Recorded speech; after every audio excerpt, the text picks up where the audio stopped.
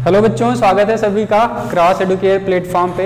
आज का हमारा टॉपिक है बच्चों फिजिकल पेंडुलम। तो क्या होता है फिजिकल पेंडुलम? सपोज आपके पास एक रॉड है, उसको आपने हैंग कर दिया ऐसे एक जगह से, और ये ऐसे ऐसे क्या कर रहा है, अपना ऑसिलेशन परफॉर्म कर रहा है। तो बेसिकली इसका एक टाइम पीरियड होगा जिसको कैलकुलेट करने के लिए कभी कभी पूछता है, क्वेश्चंस दे देता है, ऐसा है ना। या आपके पास एक हाफ डिस्क है, जैसे एक सीडी का हाफ डिस्क होता है, अपने कार में देखा होगा, लगा होता है ना। या एक खासकर कभी कभी होता है कि एक रेक्टेंगुलर शेप है, उसको ऐसे एक उसका एक जो कॉर्नर होता है ऐसे इंच कर दिया जाता है और वो ऐसे ऐसे क्या करता है, रोटेट करता है। बेसिकली एक थीटा एंगल का डिस्प्लेसमेंट देखने के लिए मिलता है उसके मीन पोजीशन से टू एंड फ्रो की तरफ, है ना। तो ऐसे बहुत सारे रियल लाइफ प्रॉब्लम्स आपको देखने के लिए मिलते हैं। तो ऐसे प्रॉब्लम्स को कैसे आप फिजिक्स में सॉल्व करते हैं, तो उससे रिलेटेड एक हमारा टॉपिक है जिसको हम लोग बोलते हैं फिजिकल पेंडुलम, जिसके बारे में हम थोड़ा सा स्टडी करेंगे आज। ठीक है, तो चलिए स्टार्ट करते हैं फिजिकल पेंडुलम। तो बेसिकली फिजिकल पेंडुलम में सबसे बेस्ट हम लोग एक डायग्राम ड्रॉ करते हैं। मान लीजिए ये एक स्ट्रिंग हो, ये एक रॉड भी आप इसे समझ सकते हैं या स्ट्रिंग समझ सकते हैं। हम फिजिकल पेंडुलम के बारे में बात कर रहे हैं, तो इसको सपोज मान लीजिए एक वायर या रॉड टाइप का पार्ट है, ठीक है। और इसकी जो लेंथ है बेसिकली वो L है, और ये एक हमारा बॉब है ना। ये क्या है भाई? ये बॉब है ना, ये बॉब है। किसी ने बोला भाई मास ऑफ द बॉब हमने मान लिया कैपिटल M या स्मॉल m या m1, और जो रॉड का जो मास है बेसिकली इसको हमने मान लिया मास ऑफ रॉड, इसको मान लिया mr, इसको मान लिया बॉब का mb और रॉड का मान लिया mr, ठीक है ना। तो इसमें कौन सी ऐसी चीज़ है कि अगर हमने मान लीजिए किसी ने बोला भैया हम इसको ऐसे थोड़ा सा डिस्प्लेस कर दिए यहाँ से, ये हिंज ऐसे मान लीजिए हो, ये हिंज हो, है ना, ये हिंज हो यहाँ से, ये एक्सिस ऑफ रोटेशन है मान लीजिए, इसके अबाउट ये बॉब आपका ऐसे to and fro motion perform कर सकता है, ठीक है। तो मान लीजिए ये थोड़ा सा इधर खिसक के आ सकता है, ऐसे आ सकता है, या फिर थोड़ा सा इधर खिसक के आ सकता है, ठीक है, यहाँ आ सकता है। तो बेसिकली सपोज किसी ने बोला अगर हमने इसको थोड़ा सा डिस्प्लेस करवाया इधर थीटा डिग्री, या इधर करवा दिया थीटा डिग्री, है ना, तो बताइए इसका जो ऑसिलेशन है वो कितने देर में एक ऑसिलेशन परफॉर्म कर रहा है। दैट मीन्स कि आपसे कहीं ना कहीं पूछ रहा है इसके टाइम पीरियड के बारे में। किसके बारे में? टाइम पीरियड के बारे में बात कर रहा है, जिसको कैलकुलेट करना बहुत ही ज़रूरी है। How to find out time period for such kind of problem, इसको हम लोग आज देखते हैं फटाफट। इसमें सबसे जो कॉमन पॉइंट है जो आपके माइंड में होना चाहिए, हम लोग इस प्रॉब्लम को जनरली तीन तरह से सॉल्व कर सकते हैं। अपने पास तीन मेथड है। पहला एक फोर्स का मेथड जो सिंपल है, लीनियर मूवमेंट और एंगुलर मूवमेंट को अगर आप कंपेयर कर दो with the help of circular motion. एक मेथड आपको है जो with the help of force आप फाइंड आउट कर सकते हैं, थोड़ा सा सर्कुलर मोशन का कॉन्सेप्ट इन्वॉल्व करके। नेक्स्ट दूसरा मेथड है law of conservation of energy. ये एक ऐसा एक एवरग्रीन मेथड है जिससे मैक्सिमम प्रॉब्लम आपके फिजिक्स में सॉल्व हो जाते हैं। तो law of conservation of energy का हेल्प यूज करके भी आप इस प्रॉब्लम को सॉल्व कर सकते हैं। बट हम लोग जो ट्राई करने जा रहे हैं वो एक सिंपल और थोड़ा सा टफ, कुछ बच्चों के लिए टफ होता है लेकिन कुछ बच्चों के लिए सिंपल होता है। हम लोग रोटेशनल मोशन का थोड़ा सा हेल्प यहाँ पे लेंगे। जैसे हम लोग बात करें सेंटर ऑफ मास निकालना, है ना, एक्सिस ऑफ रोटेशन के about moment of inertia find out करना, है ना। तो उसके हेल्प से हम लोग, यानी कि हम लोग बेसिकली टॉर्क मेथड का अप्रोच करके इसके टाइम पीरियड को कैलकुलेट करेंगे, ठीक है। तो सपोज ये बॉब आपका यहाँ पे था, क्या ये बॉब अपने आप यहाँ जाएगा? नहीं जाएगा। तो जब आप इस बॉब को थोड़ा सा पिक करके ऊपर लेकर आओगे, थोड़ा सा पिक करके ऊपर लेकर आओगे, तो बेसिकली आपने इस पे क्या किया, एक एक्सटर्नल एफर्ट लगाया। क्या किया आपने? एक एक्सटर्नल एफर्ट लगाया, जिसकी वजह से बेसिकली ये बॉब हमारा इधर मूव करेगा। फिर जब आप यहाँ पे ले जाके इस बॉब को ड्रॉप करते हो, तो उसी के दम पे ये क्या करता है, फिर बाद में यहाँ पे आएगा और क्योंकि जब आप इस चीज़ को यहाँ से पुल करके इधर लेकर जाते हैं तो बेसिकली यहाँ पे क्या हो जाएगा, इस एक्सट्रीम पोजीशन भी हम लोग एक्सट्रीम पोजीशन के नाम से भी जानते हैं, एक्सट्रीम पोजीशन के भी नाम से जानते हैं।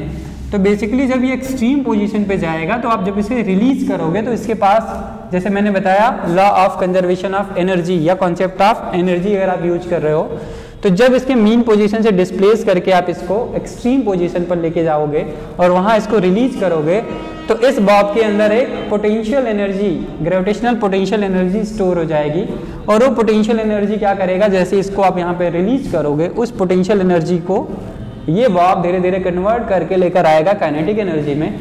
ड्यू टू काइनेटिक एनर्जी ये बॉब, ये जनरली इसका मीन पोजीशन मान लीजिए क्या है, ये बॉब का मीन पोजीशन है। ड्यू टू दिस एनर्जी ये अपने मीन पोजीशन को बेसिकली क्या करेगा, ओवरशूट कर जाएगा और एक फिर से एक उल्टे डायरेक्शन में एक्सट्रीम पोजीशन को गेन कर लेता है ना। फिर यहाँ भी एक एक्सट्रीम पोजीशन पे आएगा, फिर से वही काम होगा बेसिकली।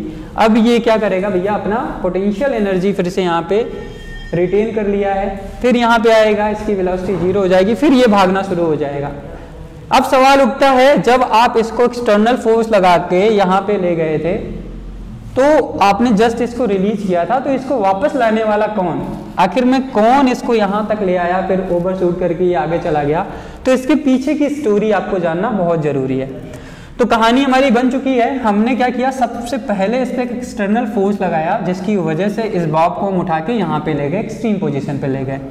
अब बात आता है कि एक्सटर्नल फोर्स हमने लगाया, हमने क्या किया, एक एक्सटर्नल फोर्स लगाया है ना, क्या किया, एक एक्सटर्नल फोर्स लगाया बेसिकली, जिसकी वजह से ये बॉब एक्सट्रीम पोजीशन पे गया। तो एक्सटर्नल फोर्स हमने लगाया, ये बात हमको समझ में आया, लेकिन कैसे पता चलेगा कि एक्सटर्नल फोर्स कितना था, कैसे पता चला आपको? तो हम कहते हैं भैया ये एक्सटर्नल फोर्स, इसका जो वेट है बेसिकली, इस बॉब का जो वेट है जो कि डाउनवर्ड डायरेक्शन में mg लग रहा था, मास ऑफ द बॉब आप बोल दीजिए इसको, mg जो डाउनवर्ड डायरेक्शन में लग रहा था, इसी का एक कंपोनेंट क्या होगा, इसके डिस्प्लेसमेंट के जस्ट अपोजिट डायरेक्शन में अप्लाई हो जाएगा और वो हमारा जो एक्सटर्नल फोर्स हमने लगाया था उसी के बदले ये यहाँ पे धीरे धीरे एक रिस्टोरिंग फोर्स जिसे बोलते हैं हम लोग जनरेट हो जाएगा। और जब आप इसको रिलीज करोगे ड्यू टू रिस्टोरिंग फोर्स, ये बॉब फिर से अपने ओरिजिनल पोजीशन पर आने की कोशिश करेगा, लेकिन इसके पास यहाँ तक पहुँचते पहुँचते मैक्सिमम काइनेटिक एनर्जी आ जाती है, जिसकी वजह से ये इस पोजीशन को ओवरशूट करके नेक्स्ट एक्सट्रीम पोजीशन पे पहुँच जाता है। और ये प्रोसेस होता रहता है अगर ये कंटिन्यूअस सिंपल हार्मोनिक मोशन की बात कर लें, अगर ये कंटिन्यूअस सिंपल हार्मोनिक मोशन है या कंटिन्यूअस ऑसिलेटरी मोशन है, तो ये बेसिकली क्या होगा, यहाँ पे ये ऑसिलेशन हमेशा ऐसे करता रहेगा और पोटेंशियल एनर्जी कन्वर्ट होती रहेगी काइनेटिक एनर्जी में, काइनेटिक एनर्जी कन्वर्ट होती रहेगी पोटेंशियल एनर्जी में, है ना। अब हम लोग बात करते हैं how to find out time period. ये इसकी स्टोरी हो गई, आपको समझ में आ गया होगा बेसिकली। चलिए हम इसका एक नेक्स्ट डायग्राम बनाते हैं जो हमारे काम का है। हमने बोला भाई साहब ये इसका मीन पोजीशन रहा होगा, अभी ये बॉब पहुंच चुका है एक्सट्रीम पोजीशन पे। हमने बोला कि इसके अंदर जो डिस्प्लेसमेंट हमने प्रोवाइड किया, थीटा का प्रोवाइड किया, और ये बॉब यहाँ पे हमारा आ गया, ये बॉब हमारा यहाँ पे आ गया। इसका मास हमने बोला रॉड का जो मास है, मास ऑफ द रॉड है, और ये क्या भैया, मास ऑफ द बॉब है। हमने बोला कि भाई साहब हम क्या करने वाले हैं, अभी इसका जो ग्रेविटेशनल फोर्स लग रहा है डाउनवर्ड डायरेक्शन में मास ऑफ द बॉब, उसको हम कह रहे हैं भैया इसको दो पार्ट में डिवाइड करो, और क्योंकि इसका भी कुछ मास है तो यहाँ भी कुछ इस तरह से डाउनवर्ड डायरेक्शन में फोर्स लगेगा, है ना। तो दो फोर्सेस हमारे लग रहे हैं डाउनवर्ड डायरेक्शन में। तो ऐसे प्रोसेस के लिए आप क्या करेंगे, चुपचाप सबसे पहला एफर्ट आपको लगाना होगा, इस इंटायर सिस्टम का एक कॉमन पॉइंट यानी कि एक्सिस ऑफ रोटेशन के अबाउट, एक्सिस ऑफ रोटेशन के अबाउट आप क्या करेंगे, about axis of rotation you have to find out centre of mass. क्या फाइंड आउट करना है, centre of mass find out करना है। जब आप centre of mass find out कर लेंगे देन आपको क्या अप्रोच लगाना भैया, एक्सिस ऑफ रोटेशन के अबाउट क्या निकाल लो, मोमेंट ऑफ इनर्शिया निकाल लो। तो ये आपके दो स्टेप होने चाहिए। First step L centre of mass find out करना है। सेकेंड स्टेप आपको moment of inertia about axis of rotation निकालना है। ये बॉब ऐसे ऐसे रोटेट कर रहा है तो इसका एक्सिस क्या होगा, ये वाला इसका एक्सिस ऑफ रोटेशन होगा, ये वाला। ठीक, चलिए इतना समझ में आ गया सर। अब हम बात करते हैं फाइनल टच की, जो अब हम फटाफट इसे कैलकुलेट कर सकते हैं। सपोज आपने क्या किया, एक कॉमन सेंटर ऑफ मास निकाल लिया और बॉब को एज ए पॉइंट मास आपने मान लिया, है ना।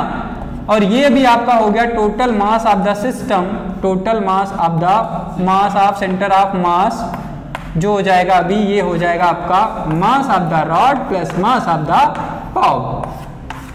ठीक है सर, समझ में आ गया। और ये स्ट्रिंग का जो इफेक्टिव लेंथ हमें मिला, ये हमने थीटा माना था, स्ट्रिंग का इफेक्टिव लेंथ हमें मिल जाएगा एल सेंटर ऑफ मास। और इस पूरा मास जो यहाँ पे अभी आप ट्रीट कर रहे हो कि यहाँ पे कंसेंट्रेटेड है, यहाँ पे कंसेंट्रेटेड आपका टोटल मास है इस रॉड का और इस बॉब का, टोटल मिला जुला के जो मास है इसको मानोगे कि सेंटर ऑफ मास पे हमने टोटल मास पुट कर दिया है। और एल सेंटर ऑफ मास क्या होता है, एक्सिस ऑफ रोटेशन अगर आपका यहाँ पे है तो एक्सिस ऑफ रोटेशन से टोटल सेंटर ऑफ मास के बीच की दूरी को हम लोग क्या बोलते हैं, एल सेंटर ऑफ मास, यानी कि लेंथ या perpendicular distance between centre of mass and axis of rotation.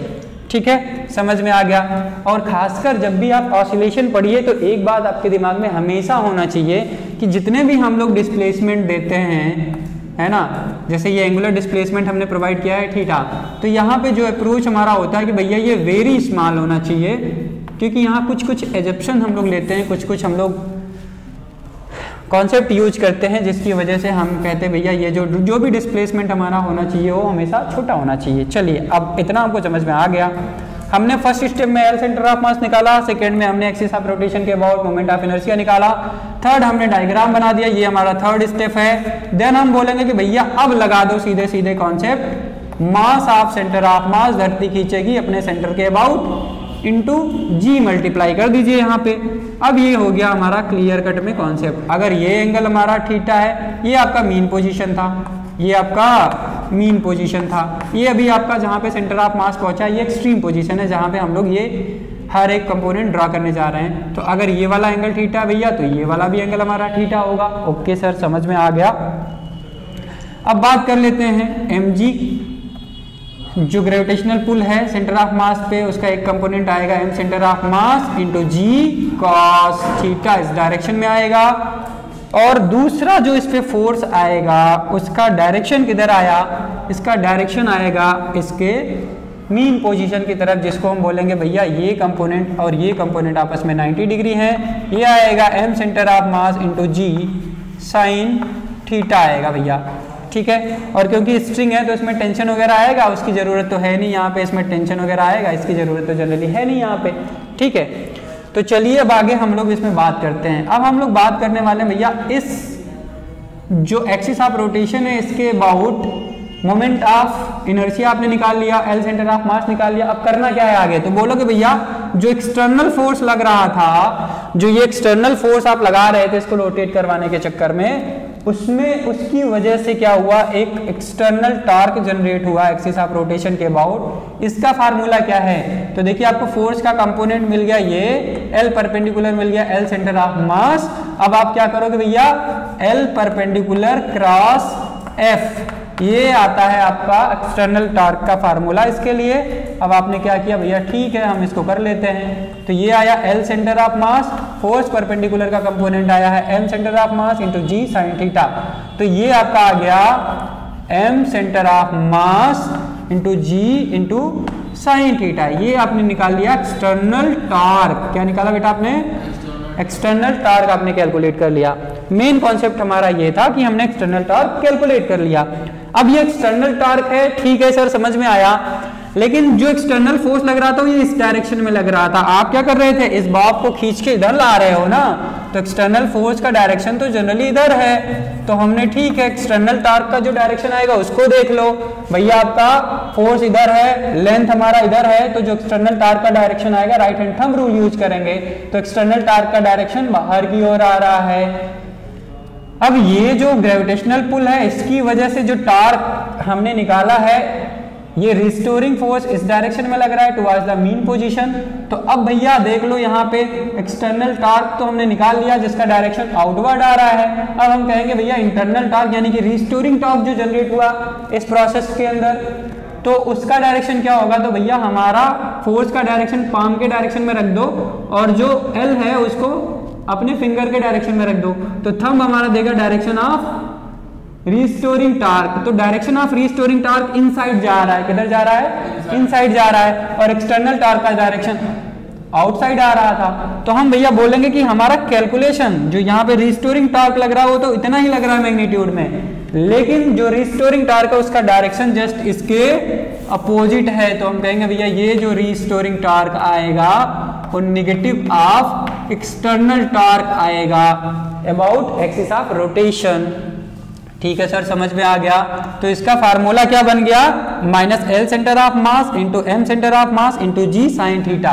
ये आया L centre of mass into M centre of mass into ji into sine theta आ गया, इंटू साइन थीटा आ गया। ये हमारा रिस्टोरिंग टार्क हो गया सर, समझ में आ गया भैया, बढ़िया। ठीक है, तो रिस्टोरिंग टार्क को हम अगर लिखना चाहें तो एक बार हम ऐसे कर दें, L centre of mass into M centre of mass into g, इसको अंदर कर दीजिए और यहाँ पे लिख दीजिए भैया साइन थीटा। अब हमें देखिए एक चीज़ हमने बार बार बोला है कि यहाँ पे एजप्शन लेते हैं कि भैया हमारा जो थीटा है वो वेरी स्मॉल है। तो हमको एक एजप्शन यहाँ पे ये लेना है, अगर साइन थीटा में थीटा वेरी स्मॉल है तो sine theta nearly equal to हो जाएगा भैया थीटा। क्या हो जाएगा? थीटा हो जाएगा। तो देखिए हमने यहाँ पे स्टोरी आपको बताई कि इसके अंदर हो क्या रहा है, यहाँ पे हमने स्टेप्स आपको बताया कि यहाँ पे क्या हो रहा है, और फाइनली आपको एक एक्सप्रेशन मिला है restoring torque will be equal to minus L centre of mass M centre of mass G sine theta. और हमको ये पता है कि भैया यहाँ पे साइन थीटा बहुत स्मॉल होगा, तो sine theta nearly equal to हो जाएगा theta. That's why I can write restoring torque जो जनरेट हुआ है उसकी वैल्यू यहाँ पे आ गई minus L centre of mass into M centre of mass into ji into theta. ये बेसिकली हमारा आ गया रिस्टोरिंग टार्क, जिसकी हमें रिक्वायरमेंट थी इस प्रॉब्लम को सॉल्व करने के लिए। ठीक है, आई होप ये आपने नोट कर लिया होगा। इसे मिटा दें।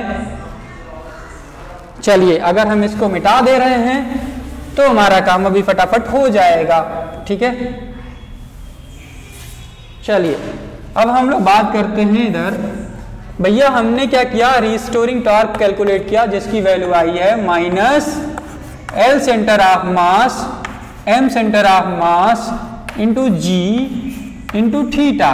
तो हम यहां से लिख सकते हैं भैया जो ये क्या है हमारा, ये एंगुलर फोर्स है। ये क्या है? एंगुलर फोर्स के नाम से इसे हम लोग जानते हैं बेसिकली, है ना। तो एंगुलर फोर्स का मतलब हो गया भैया एंगुलर मास किसके अबाउट? एक्सिस ऑफ रोटेशन के about into angular acceleration. Moment of inertia को जनरली हम लोग एंगुलर मास के नाम से भी जानते हैं। ये कैसा मास है? ये एंगुलर मास है भैया। जब ऑब्जेक्ट रोटेट कर रहा था तो जो मास उसके बदले में हमारा ऑब्जेक्ट क्रिएट करेगा एक्सिस ऑफ रोटेशन के अबाउट, यानी कि जो मोमेंट ऑफ जिसे हम इनर्शिया पढ़ते हैं, इनर्शिया जो ऑब्जेक्ट क्रिएट करेगा about axis of rotation to oppose the rotational effect. जो भी हमारा टार्क है उसकी वजह से जो भी ऑब्जेक्ट पर रोटेशनल इफेक्ट लग रहा है उसका अपोज कौन करेगा भैया? मोमेंट ऑफ इनर्शिया करेगा। मोमेंट ऑफ इनर्शिया क्यों आया? क्योंकि उसके पास मास था। किसके पास? सिस्टम के पास। ठीक है, तो इसे एंगुलर मास के भी नाम से हम लोग जानते हैं। ठीक, हमने ऑलरेडी बता दिया कि सेकेंड स्टेप में आपको एक्सिस ऑफ रोटेशन के अबाउट एंगुलर मास कैलकुलेट करना है, एंगुलर मास कैलकुलेट करना है, जिसको मोमेंट ऑफ इनर्शिया हम लोग बोलते हैं। और अल्फा को तो आपको पता ही होगा, अल्फा क्या होता है? Rate of double differentiation of, it is a double differentiation of angular displacement, है ना। तो हमें पता है भैया moment of inertia axis of rotation के अबाउट हमने निकाला है, और ये हमारा आया d2 theta divided by dt square, that will be equal to minus L centre of mass into M centre of mass into ji into theta. ठीक है, अब हम कहेंगे भैया हमने एक एक्सप्रेशन पढ़ा था, आगे हम बताएंगे कौन सा एक्सप्रेशन पढ़ा था। हम L सेंटर ऑफ मास को I सेंटर ऑफ मास को अपोजिट डायरेक्शन में मूव करवा देंगे, ये हो जाएगा M centre of mass into G whole divided by हमारा आ गया I AOR axis of rotation के अबाउट मोमेंट ऑफ इनर्शिया आ गया बेटा। ठीक, हमको एक एक्सप्रेशन पता है, जब हम SHM पढ़ रहे थे तो हमने एक देखा था भैया जो हमारा एक्सेलरेशन होता है यानी कि d2y बाई dt स्क्वायर, ये बराबर था हमारा negative of omega square into displacement of the particle. ठीक है, तो हम यहां से बोलेंगे भाई साहब अगर इस दोनों इक्वेशन को, ये मान लीजिए फर्स्ट इक्वेशन है, ये मान लीजिए हमारा सेकंड इक्वेशन है, अगर फर्स्ट इक्वेशन को सेकंड इक्वेशन से हम कंपेयर करें तो हमको एक बात समझ में आ रहा है, ओमेगा स्क्वायर की वैल्यू हमारी ये है, पूरी ये हमारी ओमेगा स्क्वायर की वैल्यू है। ठीक है, समझ में आया? उधर वाला मिटा दिया जाए। ओके, तो हम क्या करेंगे भैया, यहां पे हमने क्या किया,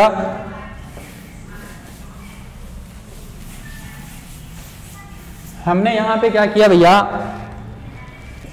ओमेगा स्क्वायर को कंपेयर कर दिया किससे, L centre of mass into M centre of mass into G whole divided by axis of rotation के अबाउट मोमेंट ऑफ इनर्शिया का। किसी ने बोला भैया ओमेगा की वैल्यू क्या आई, तो ओमेगा की वैल्यू क्या आएगी, L centre of mass M centre of mass into G divided by क्या है, I about axis of rotation. अब हमको पता है भैया टाइम पीरियड क्या होता है, तो टाइम पीरियड का फार्मूला क्या है भाई साहब, 2 पाई बाई ओमेगा है। टाइम पीरियड का फार्मूला क्या है, 2 पाई बाई ओमेगा है। तो 2 पाई बाई ओमेगा, ठीक है सर समझ में आ गया, ओमेगा तो आपने निकाल ही दिया। अब हमारा काम ही क्या है, इसी को उल्टा करके लिख दो, एक्सिस ऑफ रोटेशन के अबाउट क्या, मोमेंट ऑफ इनर्शिया निकाल दो सर, उसके बाद में L सेंटर ऑफ मास, उसके बाद में M centre of mass into g कर दो सर। ओहो भाई साहब, टाइम पीरियड तो निकल गया आपका फिजिकल पेंडुलम का, है ना? क्या निकल गया, फिजिकल पेंडुलम का आपने टाइम पीरियड कैलकुलेट कर लिया, और यही आपको चाहिए था, है ना? इसी के लिए हम लोगों ने इतना एफर्ट लगाया। ठीक है, अब एक छोटा सा एग्जांपल हम लोग अगर इसमें कर लें तो काम बन जाएगा। अगर हम रॉड की जगह पे, ये आपको मिटा दिया जाए, अभी नोट कर लिया आप लोगों ने, अगर आपको हमने बोल दिया भाई साहब, अगर आपको हमने बोल दिया भाई साहब ये जो रॉड आपने यूज करा था फिजिकल पेंडुलम में, ये वाला जो रॉड आपने यूज करा था फिजिकल पेंडुलम में, ये रॉड हटा दीजिए यहाँ पे, और एक इनएक्सटेंसिबल मासलेस, इनएक्सटेंसिबल